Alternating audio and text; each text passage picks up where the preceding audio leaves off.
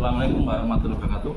Waalaikumsalam warahmatullahi wabarakatuh. Bagaimana kabarnya hari ini? Alhamdulillah. Sebelum kita mulai, kita doa dulu. Mari sama-sama memimpin doa. Coba duduk siap-siap. Berdoa mulai.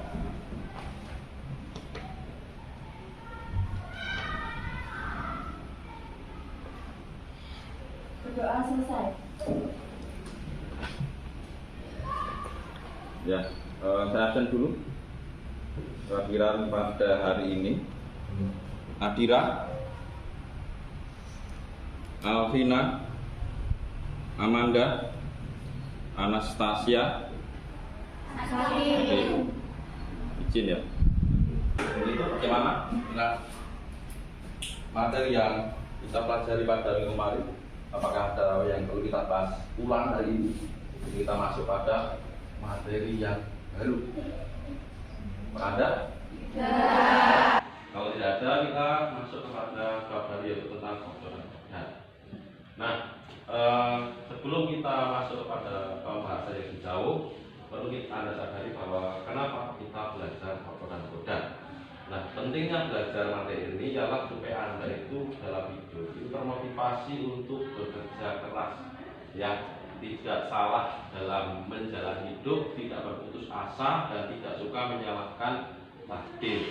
Nah, sehingga dalam tujuan pembelajaran materi kotoran badan ini, ya, ialah Anda supaya Anda itu memahami, ya, dan nantinya bisa menjelaskan serta memberikan atau contoh perilaku, ya, perilaku beriman kepada kodo dan kodan. Nah, itulah yang nantinya menjadi tujuan dari materi ini. Sehingga nanti dalam langsungnya KBM silahkan disimak dengan baik, diikuti setiap setiap hal yang akan kita lakukan.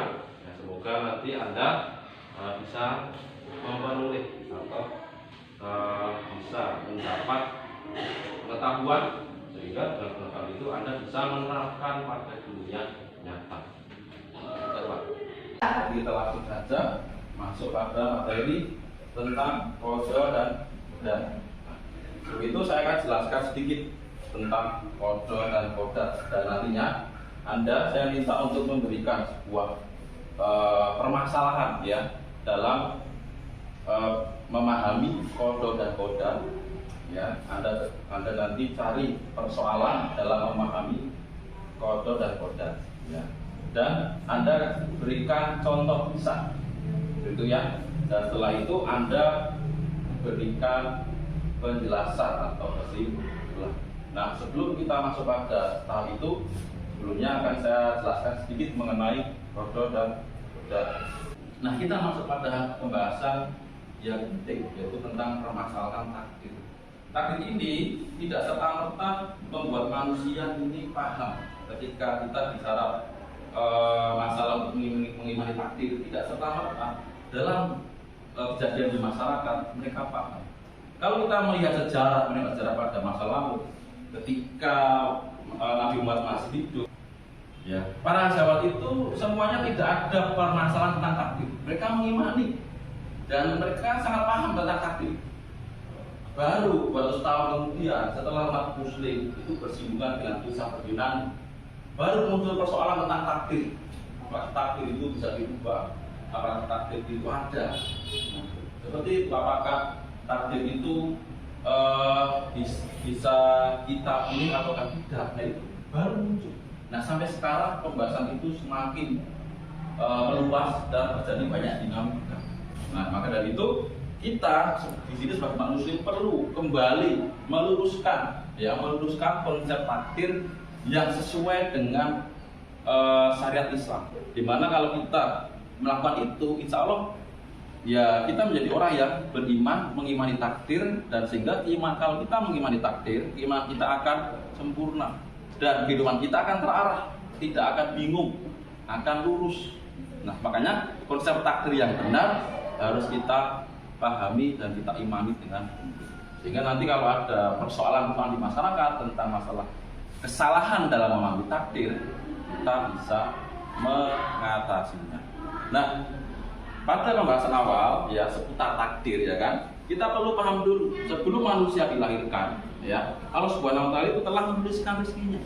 Ya, menuliskan jodohnya, menuliskan ajalnya, menuliskan amal perbuatannya, dan menuliskan apakah dia celaka atau bahagia, semua sudah tentu. Nah, kalau kita hanya merujuk pada keterangan ini, akan banyak timbul pertanyaan, ya kan? Kan sudah Allah tentukan ini ya kan? Nah, ini persoalan pertama. Kan hal semua sudah ditentukan. Berarti apa yang terjadi pada kita itu berarti juga sudah ditentukan dong. Sehingga nanti kalau kita ternyata terjadi pada kita sebuah kejadian yang buruk, berarti bukan salah kita. Kalau saya ini tidak beriman, berarti itu bukan salah kita, itu sudah ditentukan. Ya, terus orang yang bermaksiat, kalau sudah ditakdirkan oleh Allah, lalu kenapa dia juga disiksa? Nah, ini adalah sebuah pertanyaan-pertanyaan yang saya itu sering mendengar di masyarakat atau sekitar saya tentang masalah takdir ini, sehingga ini mempengaruhi kebutuhan hidup mereka. Mereka jadi orang yang pasif, tidak mau berusaha, ya kan, menggantungkan pada takdir atau pemahaman takdir yang salah, ya kan, sehingga kehidupan mereka itu tidak ada maknanya. Makanya seharusnya pengertian atau pemahaman tentang memahami takdir itu harusnya membuat kita semangat bekerja. Bagaimana pada tujuan materi ini disampaikan untuk Anda, yaitu apa? Supaya ketika Anda paham tentang masalah takdir yang benar atau memahami takdir dengan lurus, Anda menjadi semangat dalam hidup, menjadi optimis dan produktif dalam hidup. Gitu ya? Nah, ini adalah sebuah pertanyaan-pertanyaan yang sangat sering kita dengar mungkin ya, sebagaimana bisa Anda lihat ya. Untuk apa kita berusaha belajar, bekerja keras jika rezeki kita telah ditentukan sebelum kita lahir? Nah, seperti itu ya. Terus, nah ini memang sudah, apakah seorang memang sudah nasibnya miskin, sementara yang lain nasibnya kaya? Apakah seperti itu ya kan? Nah, apakah seseorang telah ya ditakdirkan menjadi karyawan, sementara yang lain ditakdirkan menjadi direktur? Ya, apakah seorang telah digariskan menjadi ustaz, sementara yang lain digariskan jadi apakah takdir seperti ini? Nanti kita akan bahas nanti, ya kan? Nah, kita perlu memahami terkait takdir. Ada dua kejadian pada manusia, ya kan? Untuk menjawab pertanyaan tadi, ini terkait dengan takdir, ada kejadian pada manusia. Yang pertama ialah takdir yang bisa memilih. Yang kedua ialah takdir yang manusia tidak bisa memilih. Karakteristik takdir yang manusia bisa memilih itu ada dalam kendali manusia. Nah, yang kedua, pasti kalau ada dalam kendali kita akan dimintai pertanggungjawaban. Ya, yang kedua, manusia tidak bisa memilih. Ya, ini karakteristik yang pertama ialah di luar kendali manusia. Ya. Kalau kita nggak bisa memilih, pasti di luar kendali kita. Kita nggak bisa intervensi takdir. Yang kedua, kalau sudah seperti itu, pasti otomatis tidak akan dimintai pertanggungjawaban. Ya. Nah, tapi di sini ada pertanyaan. Mungkin pertanyaan? Tidak? Kalau tidak, berarti sudah paham ya tentang masalah takdir ya. Nah, maka dari itu saya meminta Anda untuk mencari sebuah persoalan takdir ya kan, persoalan takdir yang mengemuka di masyarakat ya, lewat sebuah pertanyaan-pertanyaan ya, lewat sebuah pertanyaan-pertanyaan. Contoh pertanyaan, apakah takdir ini bisa diubah atau tidak? Nah, dari keterangan itu Anda berikan contoh kisah bahwa takdir itu ternyata bisa diubah, gitu ya, padat yang diubah. Nah, setelah itu Anda berikan kesimpulan.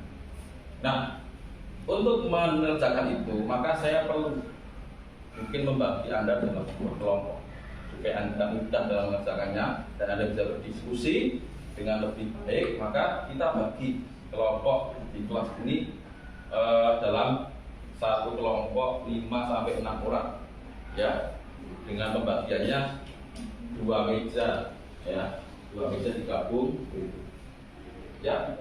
Nah, mulai yuk bagi.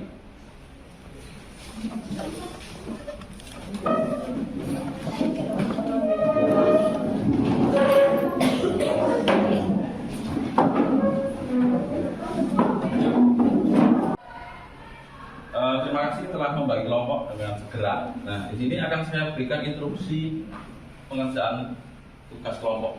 Ya, pertama adalah Anda cari sebuah persoalan tentang takdir, ya kan, yang terjadi di masyarakat. Terus Anda ubah itu dengan pertanyaan yang menanyakan tentang, artinya mempertanyakan tentang takdir. Contoh tadi, ya, apakah takdir bisa? Nah, Anda cari persoalan-persoalan tentang takdir, kemudian Anda ubah dalam bentuk pertanyaan, ya kan, tentang persoalan dalam kesalahan memahami takdir. Nah, setelah itu kemudian Anda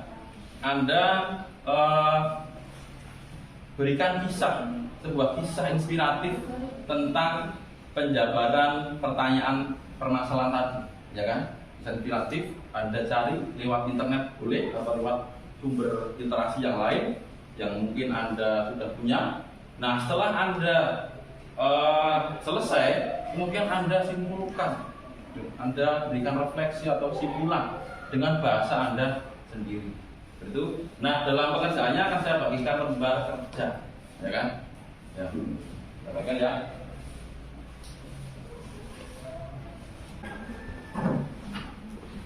Nah, sudah semua mendapat lembar kerja, silakan Anda tulis nama kelompok untuk ada ya. Nama kelompok. Saya beri nama ya. Ini kelompok A, kelompok B, ini kelompok C, ini kelompok D, kelompok E, F dan G. Nah, pokoknya nama kelompok Anda beri nama anggota kelompok beserta nomor absen. Nah, setelah itu Anda tulis pertanyaan dalam kesalahan memahami takdir tadi, ya. Setelah itu bawahnya Anda tulis kisahnya, terus Anda simpulkan. Nah, ada pertanyaan? Dan gimana Pak? Ya, cara kerjanya ialah Anda kerjakan satu persatu, ya kan? Semua ngerjakan. Terus nanti dari itu diskusikan, dari semua kerjaan itu diskusikan untuk dipresentasikan ya. Anda nanti presentasikan, Anda tulis saja nama Anda, terus pertanyaan, jadi satu kelompok sepakat, kemudian kisahnya, terus solusi atau kesimpulan. Ya, Anda kerjakan sepengetahuan Anda, nanti diskusikan. Yang paling baik Anda presentasikan. Itu ya? Ya, Pak. Ya.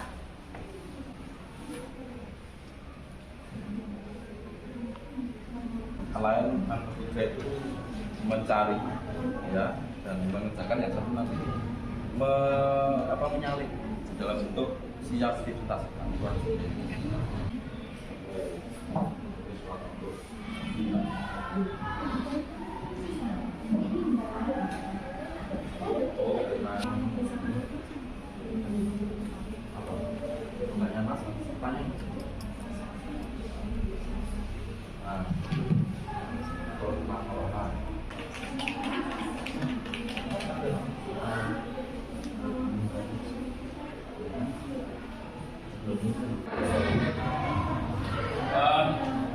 Selesai dengan kerjaan Anda?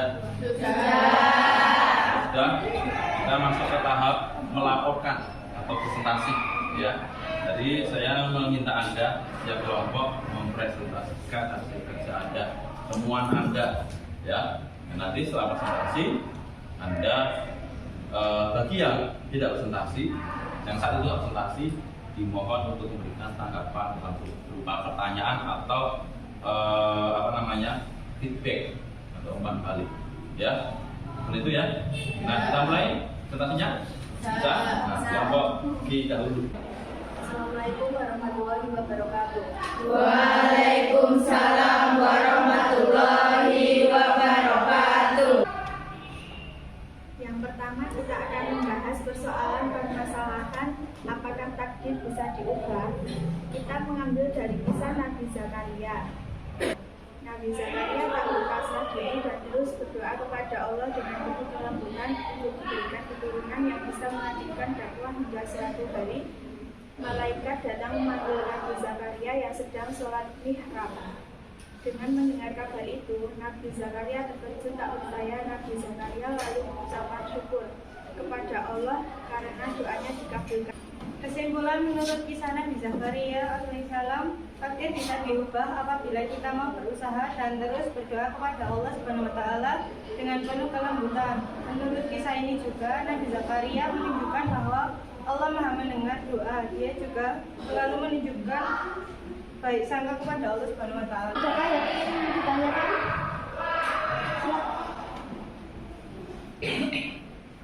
Seorang anak dilahirkan dari keluarga kurang mampu. Nah, itu kan takdir juga.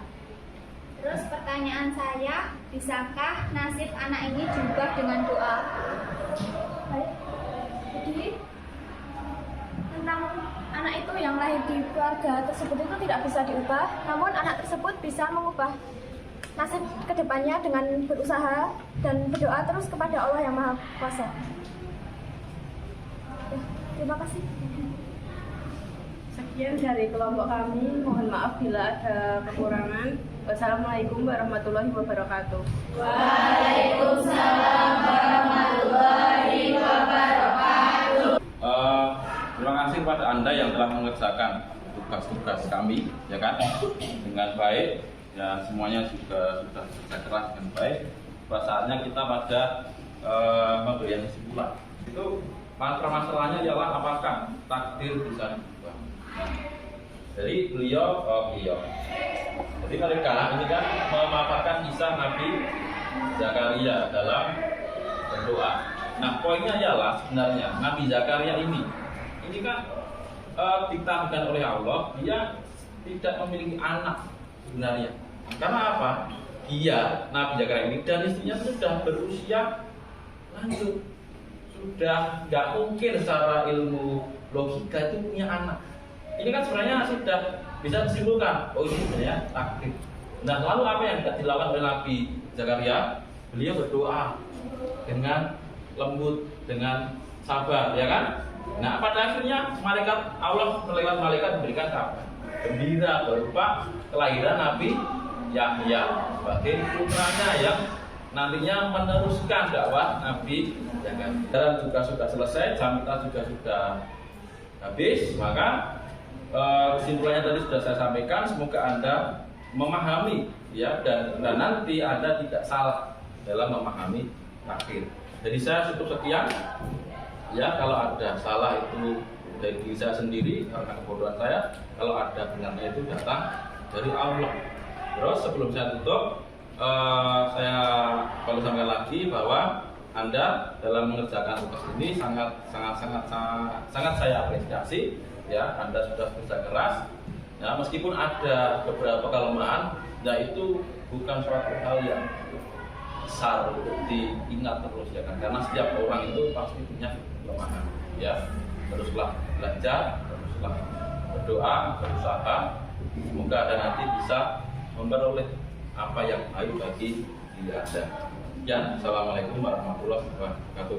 Waalaikumsalam warahmatullahi wabarakatuh.